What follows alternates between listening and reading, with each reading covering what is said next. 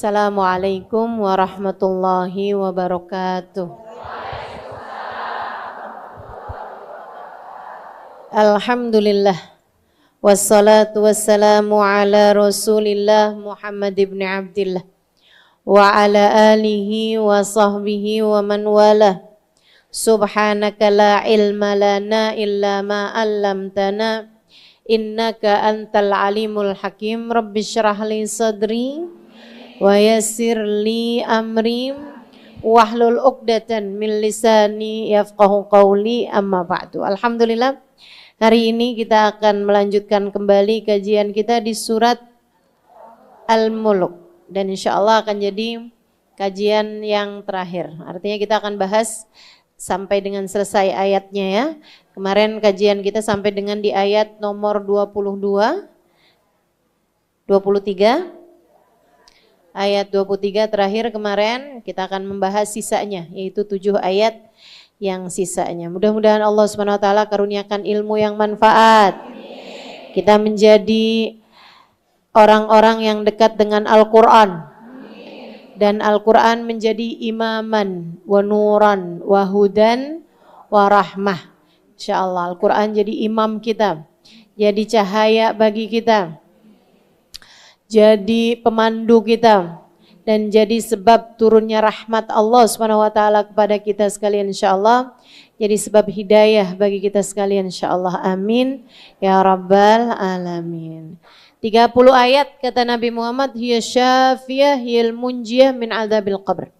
30 ayat surat Al-Mulk adalah surat yang dapat menyelamatkan seseorang, memberi pertolongan pada seseorang saat ia masuk ke dalam alam kubur.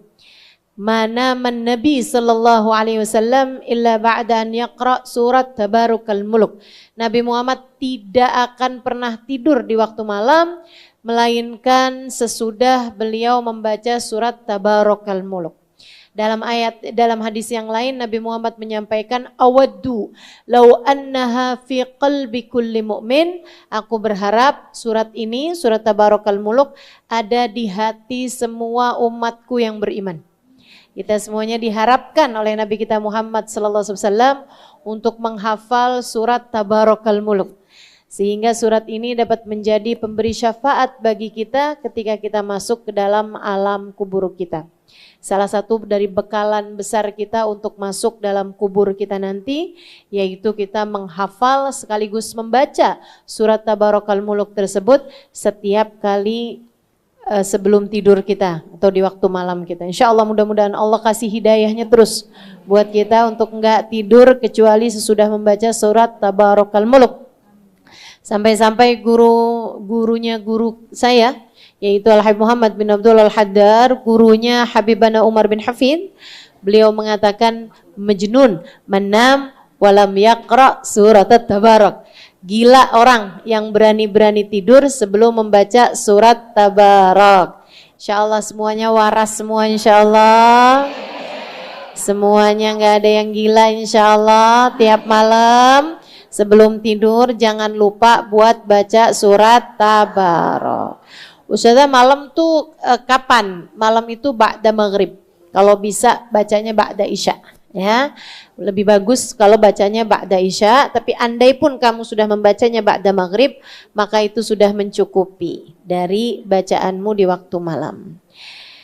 Yuk, sebelum kita bahas 7 ayat terakhir dari surat Tabarakal Mulk, kita akan baca bersama jam 6:18. Ya, jadi kita punya waktu yang cukup insya Allah untuk membahasnya. Mudah-mudahan jadi ilmu yang manfaat buat kita sekalian. Amin ya rabbal alamin. Yuk kita baca bersama-sama. A'udzu billahi minasyaitonir rajim. Bismillahirrahmanirrahim. Tabarakalladzi biyadihil mulk wa huwa ala kulli syai'in qadir. الذي خلق الموت والحياة ليبلوكم أيكم أحسن عملا وهو العزيز الغفور الذي خلق 7 سماوات طباقا ما ترى في خلق الرحمن من تفاوت فارجع البصر هل ترى من فطور ثم ارجع البصر كرتين ينقلب إليك البصر خاسئا وهو هسير ولقد زينا السماء الدنيا بمصابيح وجعلناها رجوما للشياطين وأعتدنا لهم عذاب السعير وللذين كفروا بربهم عذاب جهنم وبئس المصير إذا ألقوا فيها سمعوا لها شهيقا وهي تفور تكاد تميز من الغيظ كلما ألقي فيها فوج سألهم خزنتها ألم يأتكم نذير قالوا بلى قد جاءنا نذير فكذبنا وقلنا ما نزل الله من شيء إن أنتم إلا في ضلال كبير وقالوا لو كنا نسمع أو نعقل ما كنا في أصحاب السعير فاعترفوا بذنبهم فسحقا لأصحاب السعير إن الذين يخشون ربهم بالغيب لهم مغفرة وأجر كبير قولكم أو اجهروا به إنه عليم بذات الصدور ألا يعلم من خلق وهو اللطيف الخبير والذي جعل لكم الأرض ذلولا فامشوا في مناكبها وكلوا من رزقه وإليه النشور أأمنتم من في السماء أن يخسف بكم الأرض فإذا هي تمور أم أمنتم من في السماء أن يرسل عليكم حاسبا فستعلمون كيف نذير ولقد كذب الذين من قبلهم فكيف كان نكير أولم يروا إلى الطير فوقهم صافات ويقبضن ما يمسكهن إلا الرحمن إنه بكل شيء بصير هذا الذي هو جند لكم ينصركم من دون الرحمن إن الكافرون إلا في غرور يرزقكم إن أمسك رزقه بل لجوا في عتو ونفور أفمن يمشي مكبا على وجهه أهدى أمن يمشي سويا على صراط مستقيم قل هو الذي أنشأكم وجعل لكم السمع والأبصار والأفئدة قليلا ما تشكرون قل هو الذي ذرأكم في الأرض وإليه تحشرون ويقولون متى هذا الوعد إن كنتم صادقين قل إنما العلم عند الله وإنما أنا نذير مبين رأوه زلفة سيئت وجوه الذين كفروا وقيل هذا الذي كنتم به تدعون قل أرأيتم إن أهلكني الله ومن معي أو رحمنا فمن يجير الكافرين من عذاب أليم قل هو الرحمن آمنا به وعليه توكلنا فستعلمون من هو في ضلال مبين قل أرأيتم إن أصبح ماؤكم غورا فمن يأتيكم بماء معين الله ربنا ورب العالمين. Bismillahirrahmanirrahim. Afaman yamshi mukibban ala wajhihi ahda amman yamshi sawiyan ala siratim mustaqim. Apakah kiranya orang yang berjalan di mukibban ala wajhih, merangkak dengan wajahnya. Apakah orang yang berjalan merangkak dengan wajahnya itu lebih tegak jalannya dibandingkan dengan orang yang berjalan lurus di atas jalan yang benar?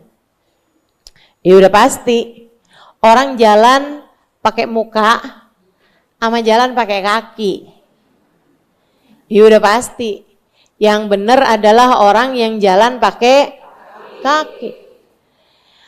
Orang yang hidupnya cuman mikirin buat dunia, orang yang hidupnya cuman mikirin buat nyari cintanya manusia, yang dia juga tahu kalau dia mati itu dia tinggalin semuanya. Masa orang yang kayak begitu, apalagi yang nabrak-nabrak jalannya, yang semestinya nggak dicintain, dicintain. Yang semestinya dia nggak cintai, malah dicintai. Yang semestinya dia cintai, malah nggak dicintai. Bolak-balik. Bolak-balik. Disuruh sama Allah puasa, dia ogah. Giliran disuruh sama dokter buat puasa, dia kerjain.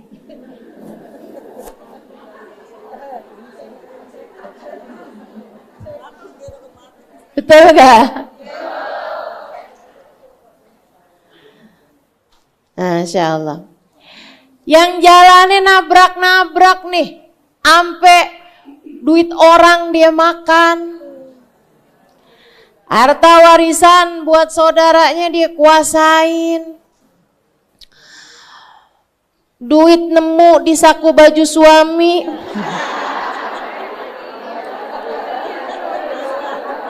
dibelanjain, nabrak-nabrak nih, nabrak-nabrak hidupnya. Orang yang jalannya nabrak-nabrak, yang salah dianggap benar, yang benar dianggap salah, begitu ya. Itu sama kayak orang yang jalan mukibban ala wajhi, jalannya pakai muka. Kamu kalau jalan itu pakai kaki, jangan pakai muka. Kalau mikir pakai otak.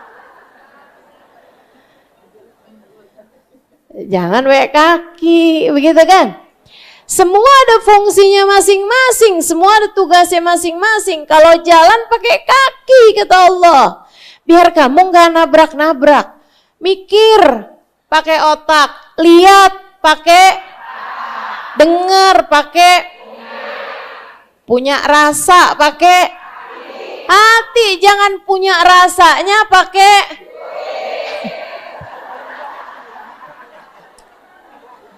baik sama suami, kalau suaminya baru habis transfer. Itu kamu rasanya berarti nggak pakai hati. Muamalahnya, bergaulnya, cara kamu memperlakukan orang lain nggak pakai hati tapi pakai duit. Bahaya, bahaya teman-teman sekalian. Nabrak-nabrak hidupnya yang kayak begitu. Nabrak-nabrak hidupnya. Padahal hidup nih simpel aja padahal, ya kan? Kalau lagi diuji yang sabar, kalau lagi dikasih nikmat yang syukur, kalau lagi nggak punya duit jangan belanja. Gampang, hidup nih gampang, yang ribet kamu. Ayo nih. Kita belajar untuk bikin hidup nggak ribet. Orang jalan pakai muka, mau orang jalan pakai kaki, ribetan mana coba? Pakai muka, ribet bener kamu. Begitu kan? Allah bilang, "Afama yamshi mukibban ala wajhi ahda, amma yamshi ala siratim mustaqim?" Qul, kata Allah, sampaikan kepada umatmu ya Nabi Muhammad, huwallazi ansha'akum, huwallazi, Allah lah yang ansha'akum, menciptakan. Apa bedanya ansha'a dengan khalaq? Mirip sih sebenarnya, cuman kalau ansha'a itu minal adam, menciptakan dari enggak ada menjadi ada. Makanya kalau emak nih, Allah turunkan air itu biasanya khalaq, pakai bahasanya, bukan ansya. Ya, karena airnya itu kan dari air hujan tuh, asalnya dari air laut kan gitu tuh, dipindah-pindahin ya. Nah itu biasanya pakai khalaq. Tapi kalau ansya itu sesuatu yang asalnya sama sekali nggak ada. Ansyakum, dialah Allah alladzi ansyakum, yang telah menciptakanmu dari tidak ada menjadi ada. Dari ayat ini kita juga bisa memberikan mafhum, memberikan pemahaman bahwasanya dalam Islam itu tidak ada reinkarnasi, teman-teman. Semua orang menghadapi kehidupannya sendiri, tidak melanjutkan kehidupan seseorang. Sebab kita ini oleh Allah bilang huwaladzi ansya'akum. Allah lah yang telah menciptakan kalian dari enggak ada menjadi ada. Bukan diputer-puterin, orang udah mati, kemudian tumbuhlah hidup lagi jadi cacing. Karena dulunya suka ngambil-ngambilin duit suami, akhirnya lahir lagi jadi tikus. Enggak gitu. Kita dalam Islam tidak ada, maksudnya Allah Subhanahu Wa Taala mengajarkan kepada kita bahwasanya reinkarnasi itu tidak ada. Islam tidak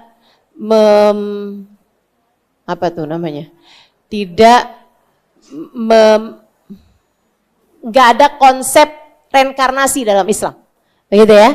Tidak ada konsep reinkarnasi dalam Islam. Ustazah, apakah kalau orang non Muslim berarti ada reinkarnasi? Enggak gitu. Artinya Islam artinya adalah Allah Subhanahu Wa Taala menciptakan manusia itu nggak kayak begitu. Sebab kalau seperti itu zalim. Padahal Allah Subhanahu Wa Taala wa makanallahu bidzallamin lil ibad. Allah Subhanahu Wa Taala tidak akan pernah berbuat kezaliman kepada hamba-hambanya. Maksud saya, kalau kita ini hidup saya yang sekarang adalah hasil dari hidup saya yang sebelumnya. Kalau di hidupan yang saya sebelumnya itu saya bagus, saya sekarang diberi balasan atas kehidupan saya, atas kebagusan kehidupan saya di masa yang lalu, oke lah ya. Tapi kalau misalnya di kehidupan saya yang lalu itu saya berbuat keburukan-keburukan sehingga akhirnya di saat sekarang saya diciptakan menjadi seseorang yang hidupnya nasibnya nggak bagus, kan zalim namanya. Bukankah artinya Allah berbuat kezaliman? Siapa yang bikin, siapa yang dibalas, betul?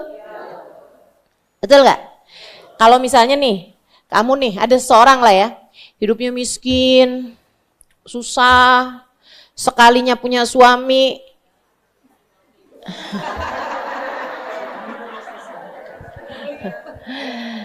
iya macam-macam lah ya, pelit misalnya begitu kan, iya kan, udahlah pelit, suka main perempuan pula gitu, misalnya.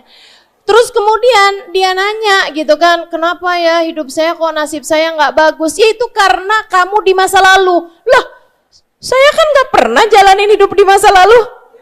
Betul gak? Kalau kita dibales atas apa yang sudah kita lakukan di masa lalu, padahal kita melakukannya tanpa ada ikhtiar, tanpa ada pilihan kita, bagaimana mungkin Allah akan membalas kita atas sesuatu hal yang tidak kita lakukan? Bu, kamu lagi tidur aja, yang kamu lakukan tuh gak dibales loh. Makanya ibu-ibu tuh suka ada aneh-aneh tuh, pagi-pagi dibilang sama suaminya, kamu sebenarnya selingkuh sama siapa?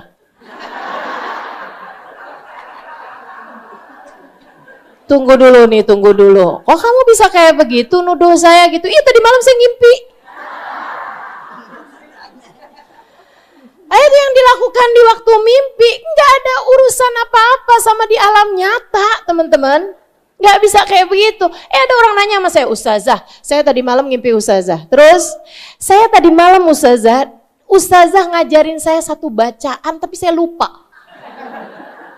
Bacaannya apa Ustazah? Nanti malam kamu tidur lagi, kamu ngimpi lagi, tanyain no. Lah orang diajarinya di waktu mimpi, ditanyainnya di masa jaga.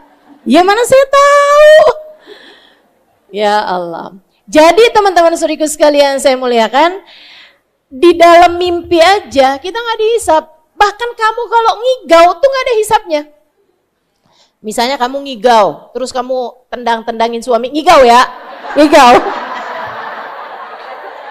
Awas sengaja lain urusan. Ngigau nih ceritanya, terus kamu tendang suami kamu sampai jatuh di tempat tidur gitu kan. Apakah kamu berdosa? Enggak. Segitunya yang ngerjain kamu loh. Tapi tanpa kesadaran.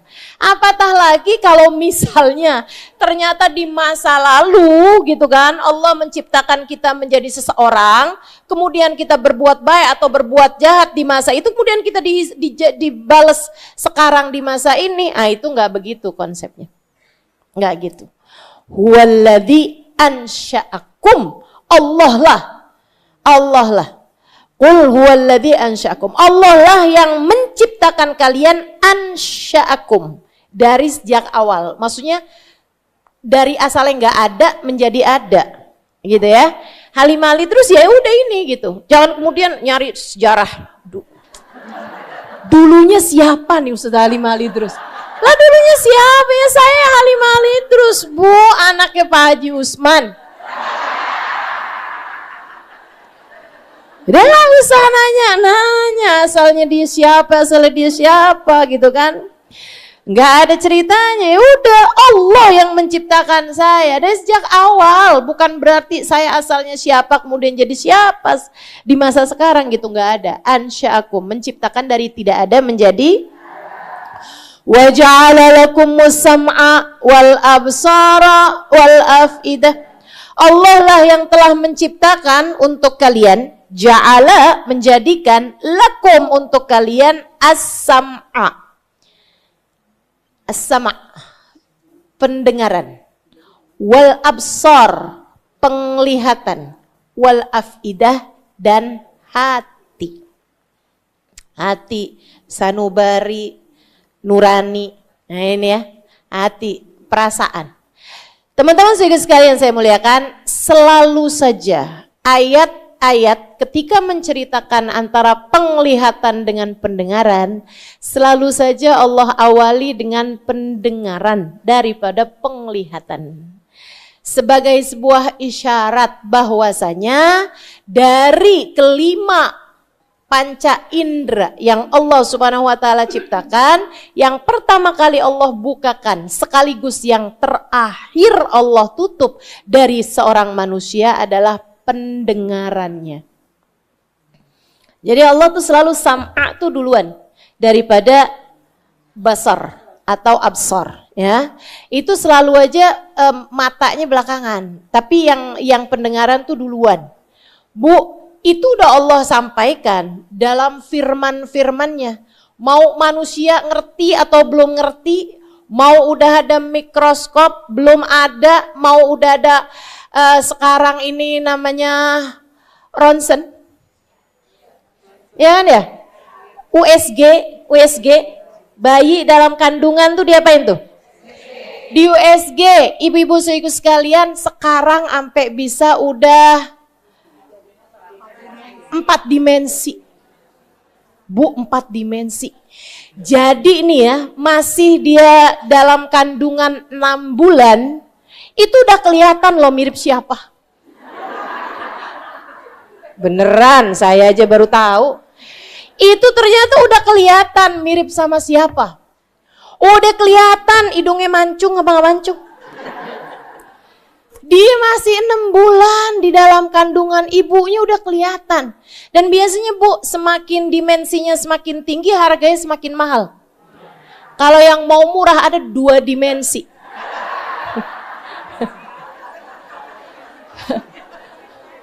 Bahkan 1 dimensi. 2 dimensi itu Bu tuh diduga. Jadi cuman pakai diduga-duga doang sama itunya ya, sama bida. Ini biasanya kalau kayak gini cewek nih. Ini biasanya kalau kayak gini cowok gitu kan. Nah itu ya. Jadi Allah Subhanahu wa taala membuka lebih dulu pendengaran daripada penglihatan. Makanya nih orang zaman sekarang nih, sesudah adanya dimensi-dimensi ini ya, udah adanya USG ini, mereka baru tahu kalau ternyata bayi dalam kandungan ibunya itu sudah bisa mendengar. Kamu ingat gak? Ingat gak? Kamu ingat gak waktu kamu masih di dalam rahim ibu kamu dengar apaan? Enggak inget, tapi Bu, nih subhanallah, tapi ya, yang pertama kali dibuka pendengaran, itu sebabnya mereka dengar apa yang disampaikan sama orang tuanya atau orang di sekelilingnya saat dia berada dalam rahim ibunya. Dan itu sebabnya yang akan menjadikan dia itu walaupun dia nggak inget, tapi dia secara otomatis menyukai sesuatu yang biasa dia dengarkan saat dia berada dalam rahim ibunya. Makanya kalau kamu lihat, nih anak demen banget sih berantem, coba inget-inget. Ingat-ingat. Lagi hamil kerjaanmu berantem mulu sama suami. Nuntut mulu sama suami. Akhirnya anak kayak begitu demenannya nuntut mulu mamanya. Minta ini, minta itu, nuntut ini, nuntut itu, enggak kelar-kelar. Ustazah, anak saya diajarin ngajinya susah banget, ingetin waktu hamil. Quranmu gak pernah kamu buka. Gimana anakmu mau denger, mau seneng dengerin kajian, dengerin ilmu, dengerin Quran. Kalau kamu waktu hamil, hobinya dengerin gosip melulu. Ustazah, anak saya demen drama, Ustazah. Dari kecil seneng banget mendrama. Anak kamu waktu hamil senengannya nonton drama aja. Ya Allah, Bu. Ayolah. Ustazah, anak saya perempuan, Ustazah centilnya luar biasa. Kau udah ngeliatin cowok ganteng dikit aja Ustazah, ya ampun senyum-senyum, umurnya masih 3 tahun. Coba ingetin kamu waktu hamil, ingetin. Karena teman-teman saudariku sekalian, ini serius nih ya. Kalau ada anak dari mulai hamilnya tuh ibunya seneng sama Quran, ibunya seneng sama sholawatan, ibunya seneng sama mendengar kebaikan-kebaikan, enggak salah lagi. Lahir anaknya jadi secara otomatis menyukai kebaikan-kebaikan. Yuk, ibu-ibu pada hamil.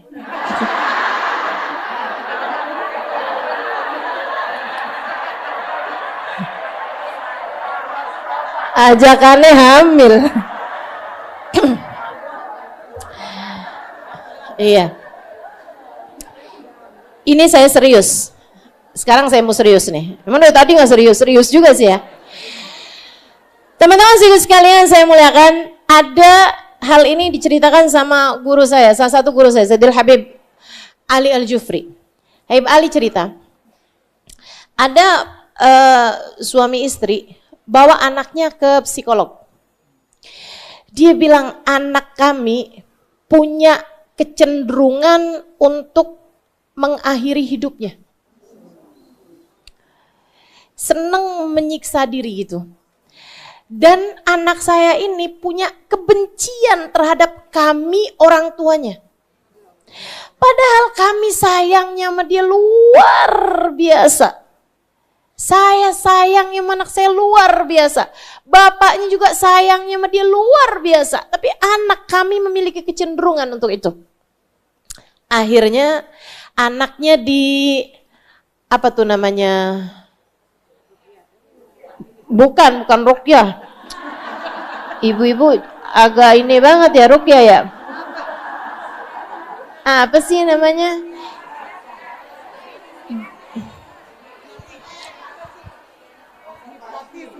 Ya, semacam hipnotis ya, semacam itu. Jadi digali bawah sadarnya, alam bawah sadarnya digali gitu. Ya, itulah. Jadi dia di ini ya negara yang canggih gitu ya, nggak yang kemudian pakai yang lihat mata saya, nggak gitu, nggak gitu. Enggak gitu. Jadi memang ada pakai alat-alat tertentu dipasangkan ke ininya untuk membaca apa namanya alam bawah sadarnya dan seterusnya. Kemudian mulai ditanya-tanya ketika dia sudah berada di alam bawah sadar. Teman-teman sekalian, akhirnya habis selesai di hipnoterapi itu ya, dihipnotis anaknya itu, kemudian psikolognya bilang gitu kan, anak kamu itu punya kesadaran bahwa kalian berdua orang tuanya pernah akan menghilangkan nyawanya. Kata orang tuanya, enggak pernah sama sekali. Kami tidak pernah melakukan sama sekali hal tersebut. Dia bilang, kami sayangnya sama dia luar biasa. Ibu-ibu sedikit sekalian, ternyata sesudah ditanya-tanya, itu terjadi di saat masa kehamilan. Jadi si ibu itu di saat lagi hamil gitu ya, saat lagi hamil bulan-bulan udah usia kandungannya udah ditiupkan roh 4 bulan, 5 bulan begitu. Ibunya itu kayak belum punya kesiapan untuk bisa hamil, dan terus juga ada anaknya yang sebelumnya itu juga masih kecil dan seterusnya sampai akhirnya si orang tua ini kayak berdiskusi gimana kalau kita gugurkan saja anak ini. Percakapan sampai katanya Habib Ali Jufri, dua orang ini, ibu sama bapak ini bercerita dengan linangan air mata. Itu adalah percakapan kami di dalam kamar saat kami berdua. Sedang berduaan aja, nggak ada yang lain-lain. Dia bilang gimana ya, ini kan kondisi begini begitu dan sebagainya, gimana kalau kita gugurkan aja. Meskipun akhirnya nggak jadi lahir, disayangin, dicintain, apa yang didengar sama anak saat usia 4-5 bulan tersebut direkam di dalam alam bawah sadarnya, dan sampai dengan anak mereka berusia 5-4 tahunan, itu anaknya punya kebencian tersendiri kepada orang tuanya karena merasa bahwa orang tuanya dulu pernah untuk berniat menggugurkan anak tersebut. Kesian kan? Kesian teman-teman saudara sekalian.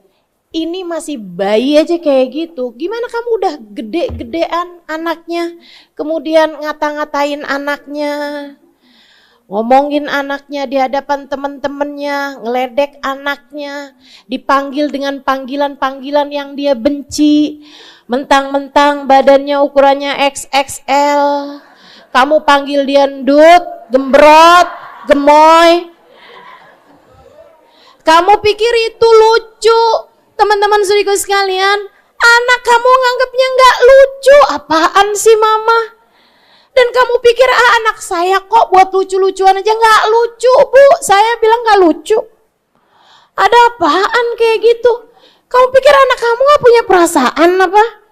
Ayo belajar, yuk belajar. Huwaladzi ansya'akum wa ja'ala lakumus sam'a. Allah lah yang menciptakan pendengaran, wal absar, Allah yang menciptakan mata, wal afidah, Allah yang menciptakan hati, bukan kamu, bukan kamu. Maka anakmu walaupun ia lahir dari rahimmu, anakmu bukan milikmu, dia miliknya Allah subhanahu wa ta'ala, jalla jalaluhu wa ta'ala ta'zamatu. Maka dari mana kamu merasa punya hak untuk menyakiti hati anak-anakmu? Siapa yang bilang kamu punya hak buat menyakiti hati anakmu? Nggak ada. Nggak ada. Anakmu bukan punya kamu. Teman-teman sekalian, kamu nih ya yang suka marah sama anaknya sekalipun, mau nggak kalau ada orang lain marahin anak kamu? Kamu nggak mau. Kamu nggak mau. Ada tetangga tiba-tiba marah-marahin anak kamu. Kamu marah. Kenapa kok kamu Marahin anak saya lagi gantiin kamu.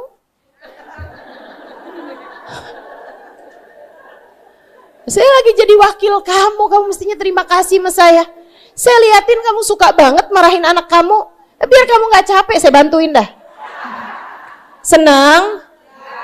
Mau? Bu, anak kamu bukan punya kamu, Bu. Bukan punya kamu. Kamu pikir yang punya gak marah apa kalau anak kamu marah-marahin?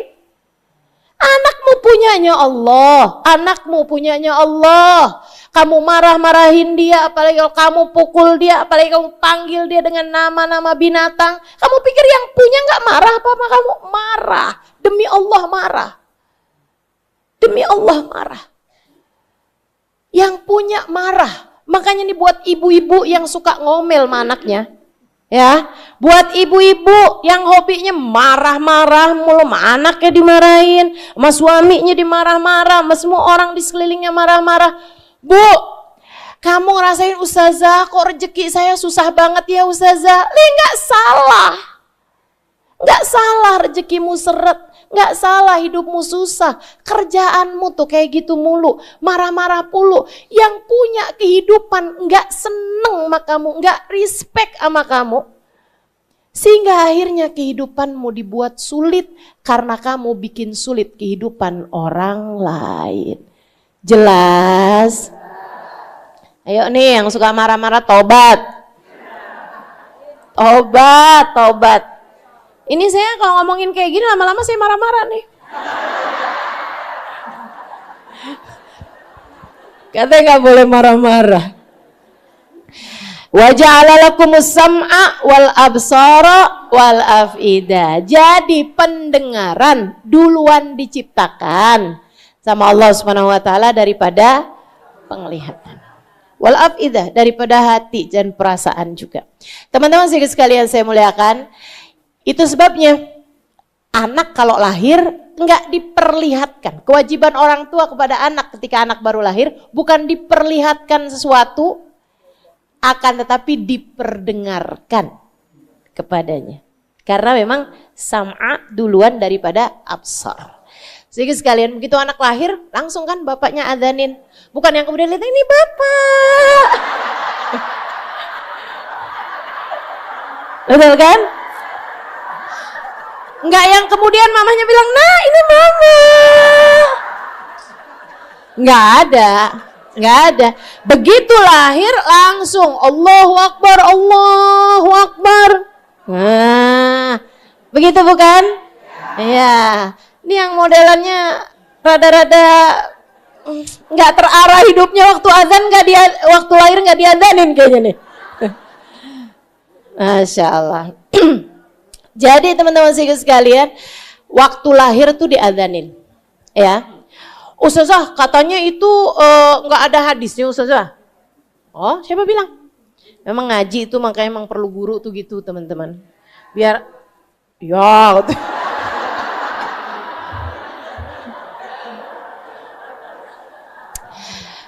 Ngaji perlu guru tuh kayak gitu ya, biar hidupnya tuh ngerti gitu, yang bimbingan yang mana, yang bukan yang mana. Katanya nggak perlu diazanin, nggak perlu dikomatin karena hadisnya dhaif. Hadis dhaif itu ada banyak hal yang kadang-kadang bisa jadiin dia kuat.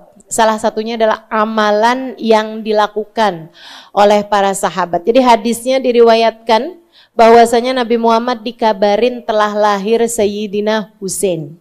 Sayyidina Nabi Muhammad SAW bergegas menuju Husain, kemudian membawa anak tersebut, maksudnya mengangkat anak tersebut dan mengadzani di telinganya yang kanan serta mengiqamati di telinganya yang kiri, sebagaimana hal itu telah dilakukan ketika kelahirannya Sayyidina Hasan, abangnya.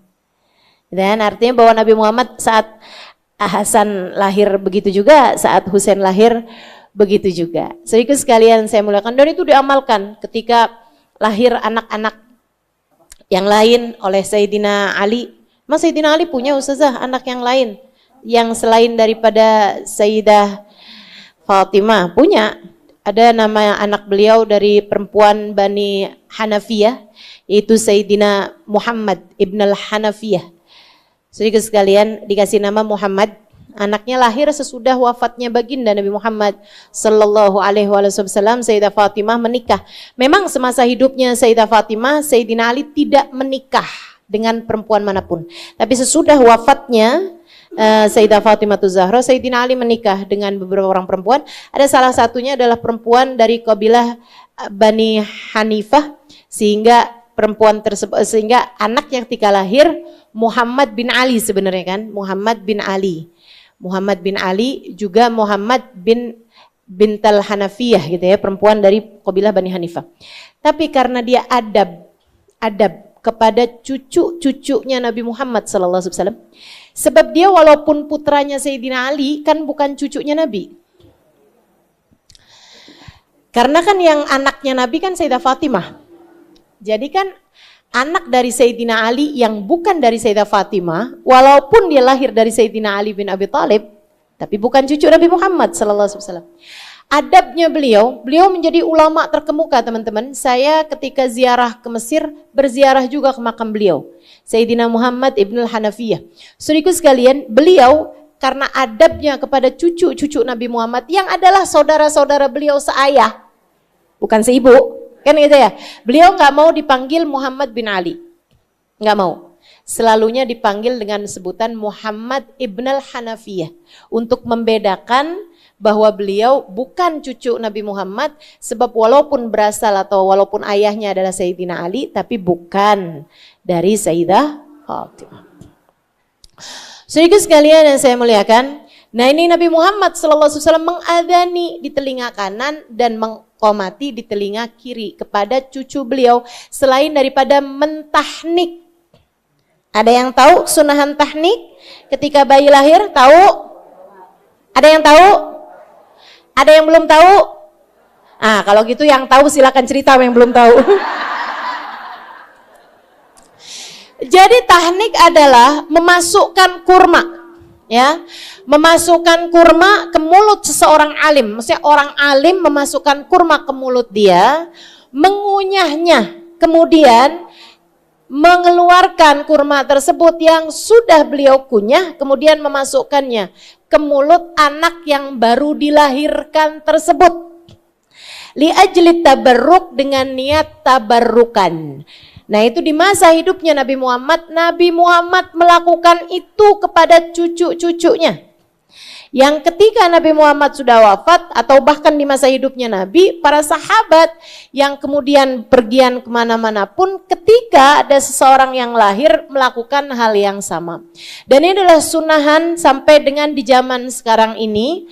Teman-teman sekalian, bahkan sebagian orang ada yang begitu lahir anaknya sebelum sempat diberi makanan-makanan yang lain, terlebih dahulu ditahnik.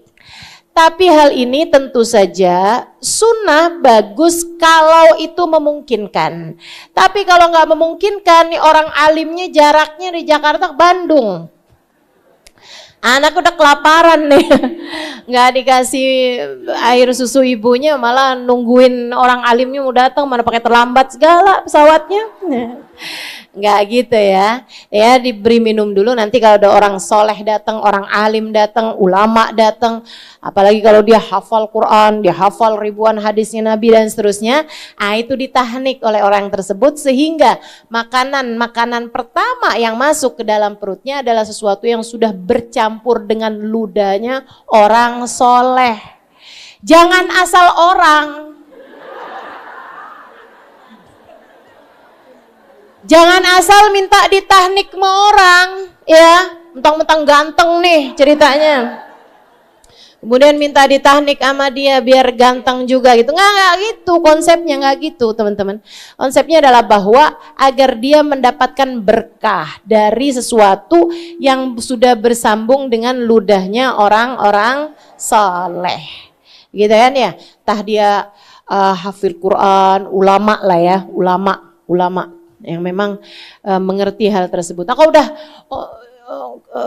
syekh atau kiai atau siapa, tolong dong tahnikin. Tahnik itu apa? Nggak usah minta tahnik. Dia tahnik aja nggak ngerti. terus kamu mau minta tahnik sama dia gitu kan?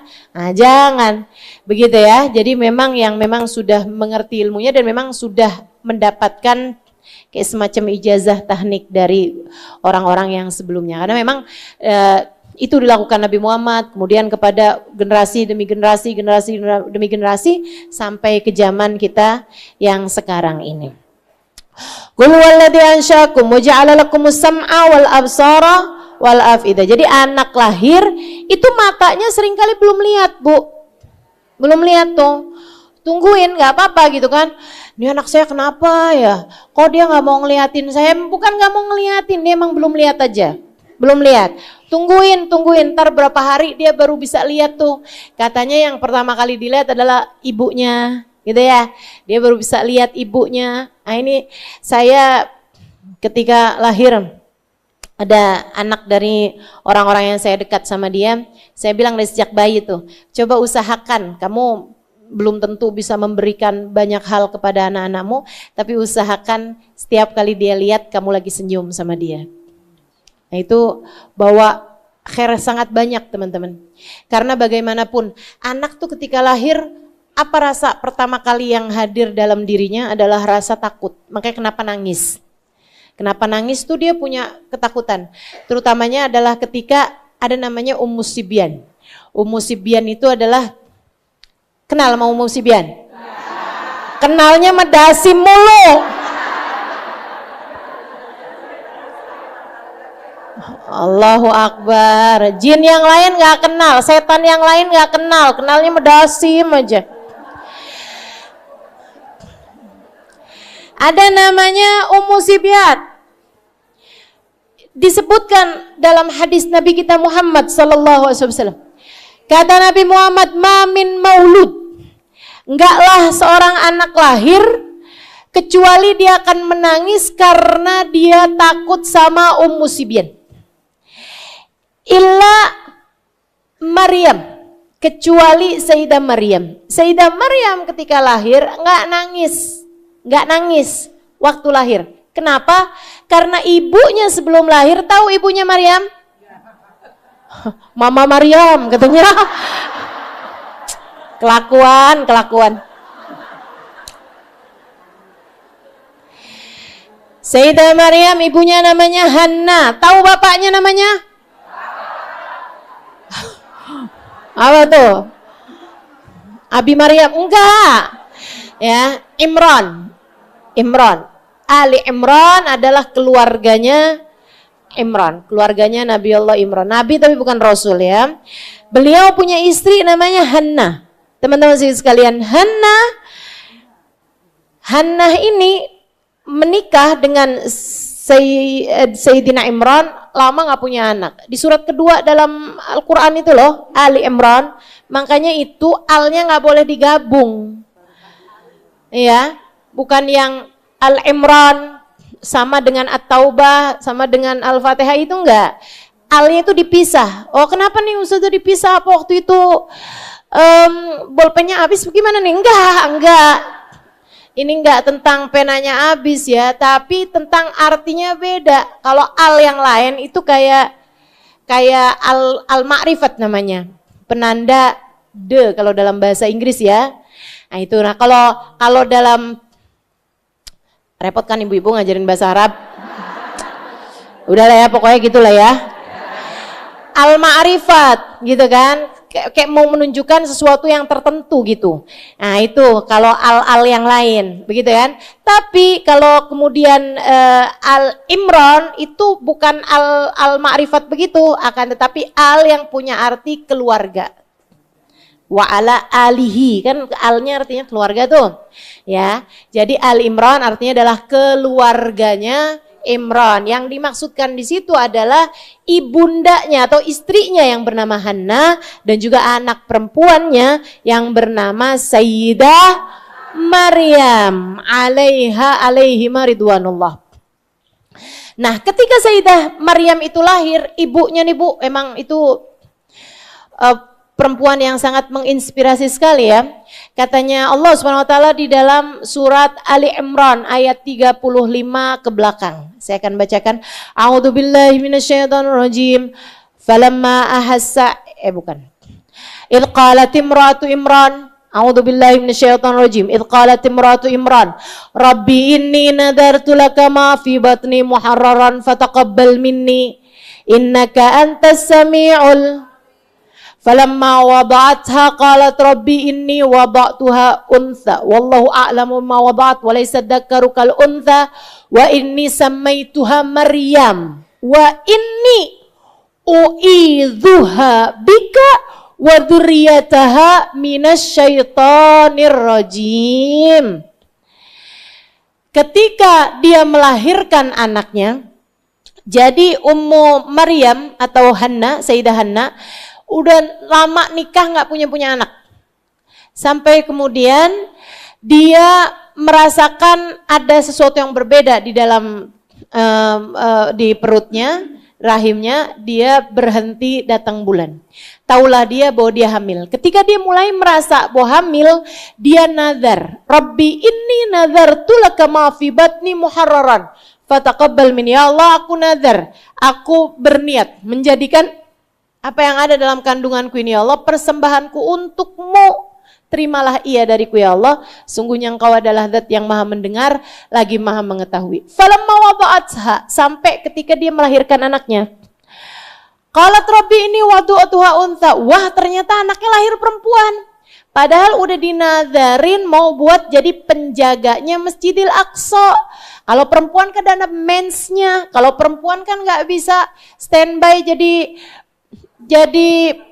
penjaganya masjid, begitu ya. Jadi imam atau jadi penjaga masjid kan ada waktu-waktunya malah nggak bisa masuk masjid. Walaysa dzakaru kal untha, laki-laki kan nggak sama dengan perempuan. Wallahu a'lam wada'at. Allah tahu apa yang dilahirkan. Allah tahu. Walaysa dzakaru kal untha, laki-laki nggak sama perempuan. Nggak sama, dan Allah tahu apa yang dilahirkan. Jadi jangan ada sesiapapun yang bilang saya sebenarnya adalah laki-laki yang terjebak dalam tubuh perempuan. Allah keliru memasukkan saya nih ke dalam rahim ibu saya. Nggak ada ceritanya, Allah nggak tahu, nggak ada ceritanya, Allah keliru. Wallahu a'lamu bima wada'at. Allah tahu apa yang dilahirkan oleh seorang perempuan. Wa inni sammaituha Maryam. Aku beri nama anak ini dengan nama Maryam. Wa inni. Nah, ini ucapan nih. Ibu-ibu hamil, hafalkan ini.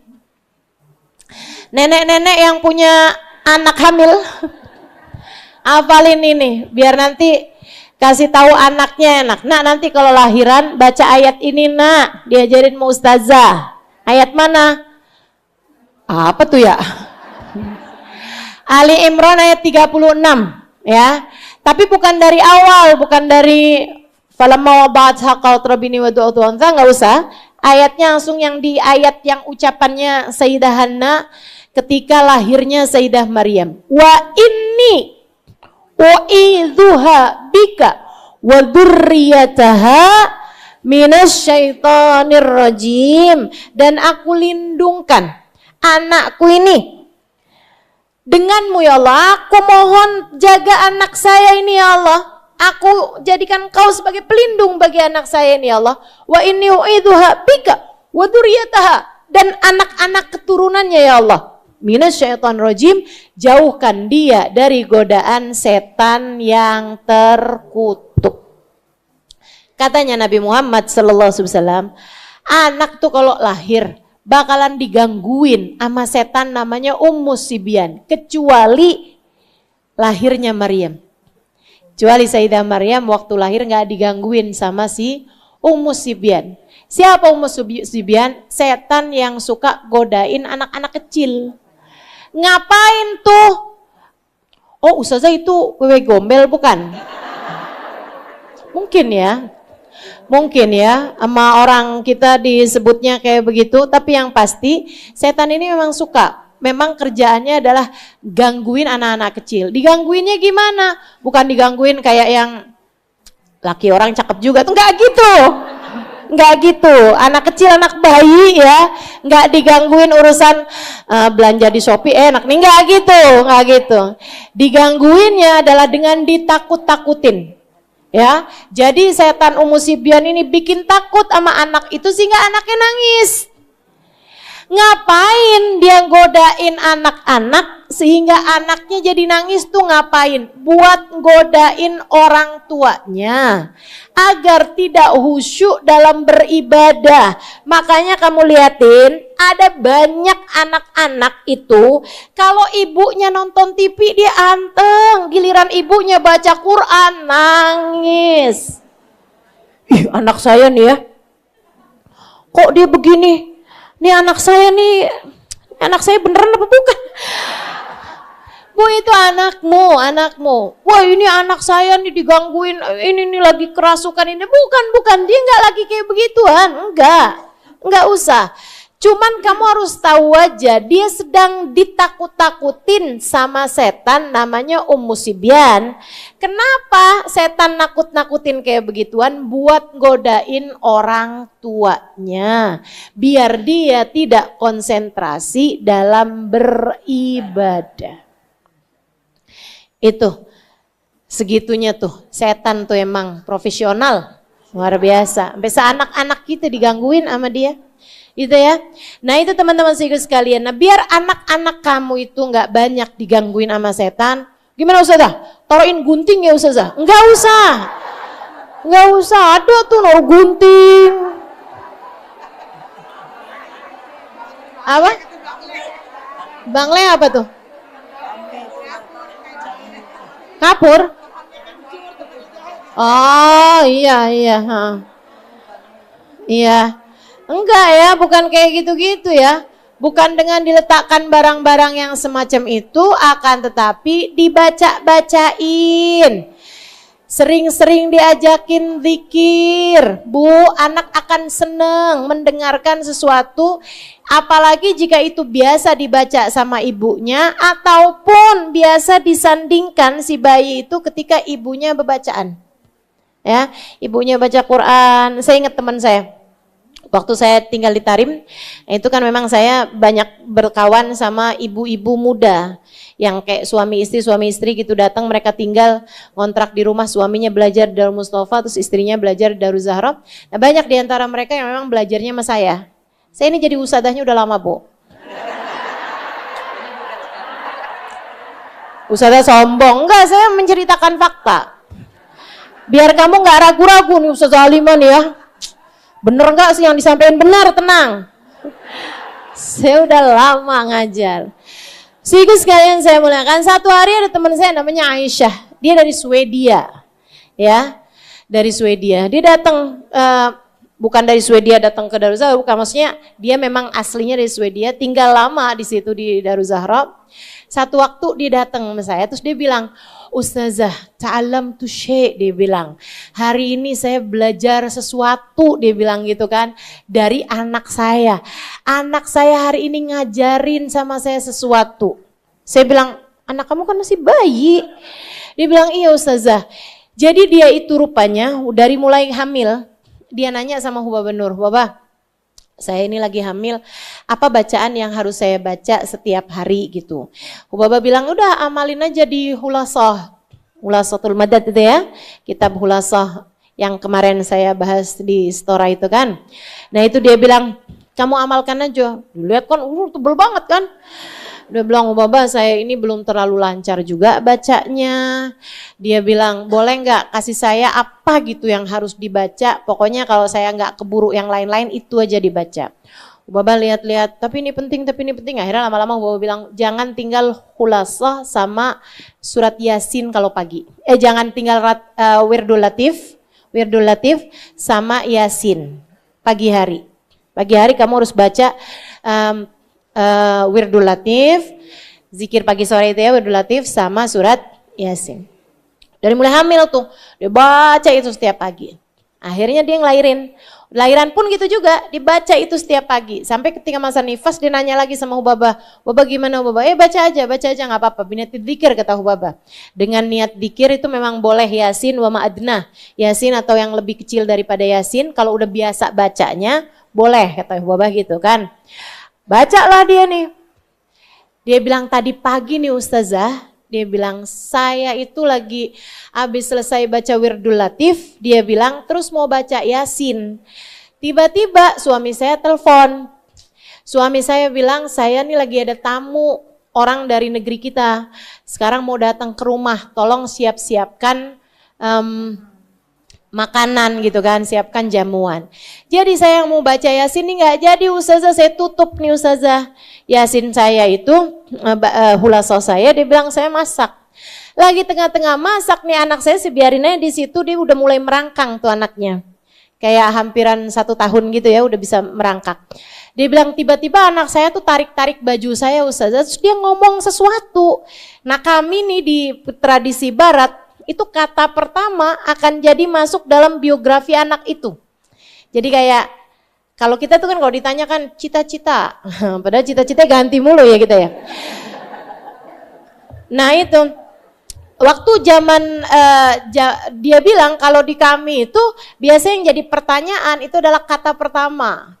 Kata pertama seorang anak itu jadi suatu hal yang penting, masuk kayak dalam apa namanya biodatanya gitu, dalam biodatanya si anak itu tuh masuk gitu kan, kayak gitu. Jadi dia bilang ketika anak saya ngomong sesuatu, ini bakalan jadi kata pertama yang keluar dari mulut dia.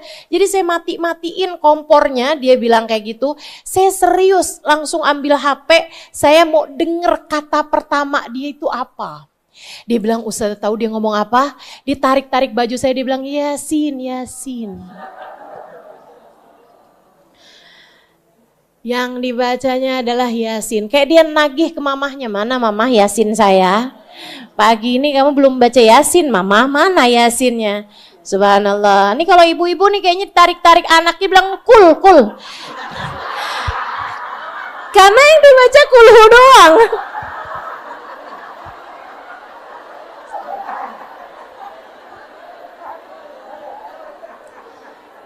Oke, baiklah. Jangan sampai anakmu kemudian nagih infotainment, ya kan? Nagih gosip, astagfirullah. Ayo deh, kita benerin hidup kita deh. Insyaallah ya. Jadi yang pertama kali didengar oleh anak ketika baru lahir adalah, yang pertama kali dibuka dari panca inderanya adalah pendengaran, wal absar dan penglihatan. Allah Subhanahu wa taala yang menciptakan, menjadikan mata, menjadikan telinga, wal afidah dan juga menjadikan hati, Qalilan ma tashkurun. Tapi kalian tuh sedikit banget bersyukurnya, kata Allah gitu. Aduh, disinggung-singgung nih kita sama Allah Subhanahu wa taala. Giliran lagi pandangan matanya kabur, waduh panik. Giliran lagi datang sakit sedikit, flu dikit, oh panik. Giliran ini panik, giliran itu panik. Tapi sama Allah Subhanahu wa taala dikasih bertahun-tahun nih, mata enggak pakai bayar, telinga enggak pakai bayar, ya kan? Perasaan hati kita nih sama Allah Subhanahu wa taala dikasih segala macam kenikmatan. Kita nggak syukurin, tapi giliran datang ujian sedikit aja orang se-RT, se-RW tahu semua. Masya Allah. Ayolah, bismillah kata Allah. Qalilan ma tusykurun, kalian susah banget mau syukurnya.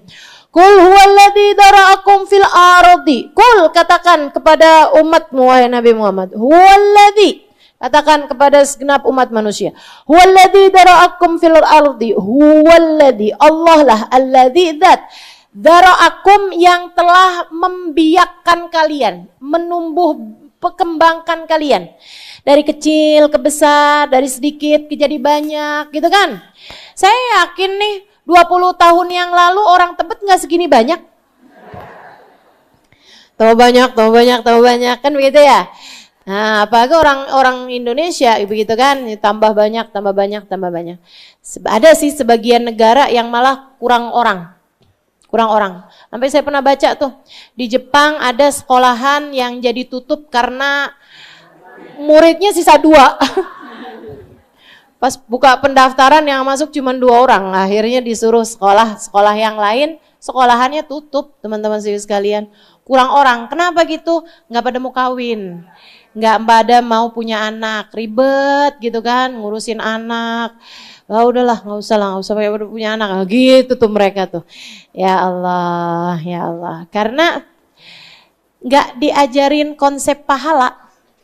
Sementara kita ini yang jadi ibu, semua ada nilai pahalanya. Kamu nyusuin anakmu, nilai pahala. Ini saya kasih tahu, ibu-ibu yang menyusui anaknya jangan nggak nyusuin anak.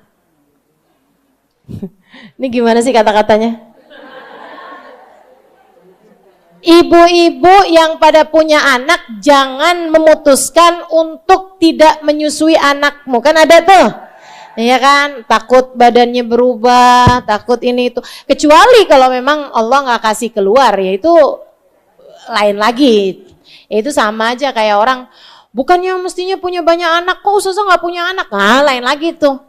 Lain lagi gitu ya, emang nggak dikasih gitu kan. Tapi kalau misalnya kamu punya anak dan kamu bisa menyusui anakmu dalam artian ASINya keluar dan memang anaknya juga sehat, memungkinkan untuk disusuin gitu kan. Nah itu jangan sampai nggak nyusui anak. Nggak usah juga pakai ada acara, ya udah kalau gitu diperas, taruh di kulkas, kecuali dalam keadaan-keadaan tertentu nggak apa-apa. Tapi bahwa itu adalah caramu menyusui, gitu kan? Jangan teman-teman sekalian. Biarkan anakmu menyusu darimu secara langsung. Itu teman-teman sekalian, kontak matanya beda, sentuhannya beda. Dan kamu tahu Allah senang banget ngelihat ibu-ibu yang menyusui. Allah ketika menyebutkan ada 3 hal yang menjadi penghalang Allah hentakkan bumi. Allah hancurkan bumi, ini ada 3 penghalangnya kata Allah Subhanahu wa taala dalam salah satu hadis Nabi kita Muhammad sallallahu alaihi wasallam. Laula syuyukhin rukka walaulal maradi' rudda walaulal marati' rutta lahudimat sawami'ul ard. Kata Allah, andai tidak karena orang-orang tua, lansia, kaum lansia yang tetap ruku dan sujud. Andai tidak karena orang-orang tua yang ruku, andai tidak karena ibu-ibu menyusu, andai tidak karena binatang-binatang mamalia yang makan rumput, yang merumput, andai tidak karena 3 hal tersebut, niscaya sudah aku benturkan bumi ini hingga hancur yang ada di atasnya. Jadi, kamu jangan meremehkan wanita menyusui. Kamu kalau lagi menyusui, nah itu, kamu harus tahu, itu adalah salah satu hal yang membuat Allah menurunkan hujan rahmatnya di atas muka bumi. Allah mau marah nih kepada hamba-hambanya di atas muka bumi. Zina, riba, begitu kan? Perang satu sama lain. Allah udah mau hancurkan bumi. Tapi ngelihat ada yang lagi menyusui, gak tega Allah. Allah ngelihat ada orang tua bangun di waktu malam jam 3, ruku, walaupun udah berat, sujud, walaupun udah tertatih pelan-pelan. Allah lihat kambing makan rumput-rumputan. Itu kan ya, 3 hal itu yang membuat Allah Subhanahu wa taala enggak tega kepada hamba-hambanya. Jadi yang pada punya anak atau punya cucu, ya kan? Bukan neneknya suruh nyusuin. Tapi kamu bilang sama anak-anak kamu, ya kan?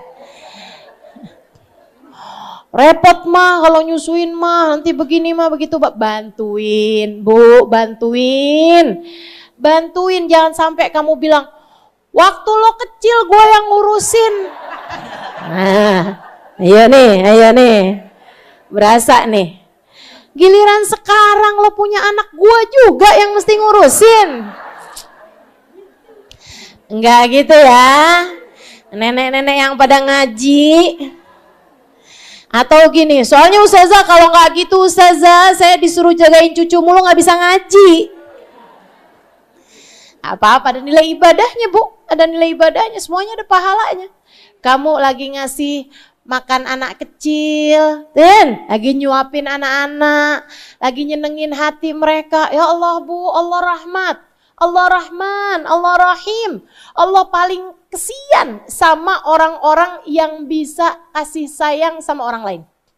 Jadi kalau kamu pengen disayangin Allah, Ustazah tuh kepengen loh, nasib saya bagus, saya kepengen Ustazah biar hidup saya tuh gampang, saya kepengen Ustazah biar saya itu punya kehidupan yang baik. Itu apa yang harus saya lakukan? Cobain, senengin anak-anak, senengin orang lain, senengin anak-anak kecil. Nah kayak ibu kalau tahu tuh dulu habaib-habaib, zaman-zaman dulu terutamanya tuh, kalau ngelihat anak kecil suka dikasih duit, iya sih? Nah kan, memang kayak begitu, idkhalus surur, masukin kebahagiaan, kesenangan di hati orang lain. Salah satu dari ibadah yang sangat tinggi nilainya di sisi Allah Subhanahu. Qul huwallazi dara'akum, Allah lah yang mengembangbiakkan kalian fil ardi, di atas muka bumi. Jadi kalau ansya menciptakan dari enggak ada menjadi ada, ya. Kalau dara itu juga menciptakan, tapi menciptakan dan memperbanyak. Menciptakan yang baru-baru hingga jumlahnya menjadi banyak. Qul huwallazi dara'akum fil ardi, Allah lah yang memperbanyak jumlah kalian, mengembangbiakkan kalian fil ardi, di atas muka bumi, wa ilaihi tusyarun, dan hanya kepada Allah lah kalian akan dikumpulkan, akan digiring di padang, namanya padang mahsyar. Mahsyar artinya adalah tempat perkumpulan. Yuhsyarul mar'u ma'aman ahab, kata Nabi Muhammad SAW, seseorang akan dikumpulkan di hari akhirat nanti dengan yang dia cintai. Mudah-mudahan Allah Subhanahu wa taala meletakkan di hati kita rasa cinta yang besar kepada baginda Nabi besar Muhammad sallallahu alaihi wasallam. Amin ya rabbal alamin. Biar nanti di hari akhirat kita bisa dikumpulkan di belakangnya baginda kita Nabi besar Muhammad. Wa yaquluna mata hadzal wa'du in kuntum shadiqin, dan mereka orang-orang kafir berkata, mata hadzal wa'du, emangnya kapan sih kiamat, in kuntum shadiqin, jika kalian benar. Kapan memangnya kiamat ini? Kalau emang kalian benar, kok nggak kejadian-kejadian dari 2012? Ternyata nggak kejadian. Dari ada lagi 2020, itu kan ya? Tanggal kembar. Nah, tanggal kembar tuh cukup Shopee aja dah. Nggak usah ramalan kiamat, ya kan? Nggak usah ramalan kiamat, teman-teman sekalian. Kapan soalnya? Nggak ada yang tahu, illallah, kecuali Allah Subhanahu wa taala. Bahkan malaikat Jibril aja, nih Bu nih, orang-orang zaman sekarang nih banyak yang sok tahu. Padahal yang paling tahu itu kan mestinya Allah Subhanahu wa taala, Allah yang paling tahu. Dan Allah itu kan ngasih tahu kepada hambanya yang bernama Sayyiduna Muhammad. Ketika memberitahu kepada Nabi Muhammad, Allah Subhanahu wa taala memberitahunya lewat malaikat, namanya malaikat Jibril. Segitunya ketika Nabi Muhammad sallallahu alaihi wasallam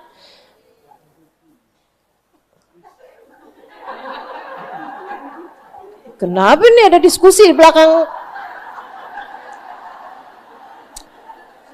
bangku saya? Iya, ini ganggu nih saja. Oh. Iya, nanti akan saya bacakan doa. Kita akan bacakan bersama-sama doanya ya. Baik, teman-teman sekalian, saya mana tadi?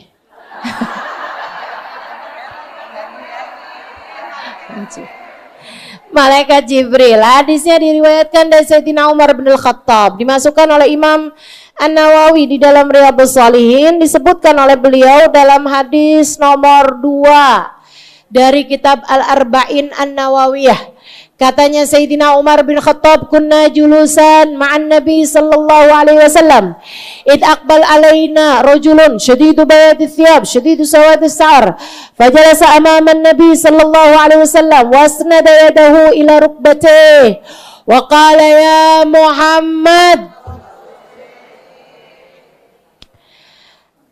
Ketika kami sedang duduk-duduk barengan sama Nabi Muhammad, katanya Sayyidina Umar, tiba-tiba datang seseorang. Kami nggak kenal siapa dia.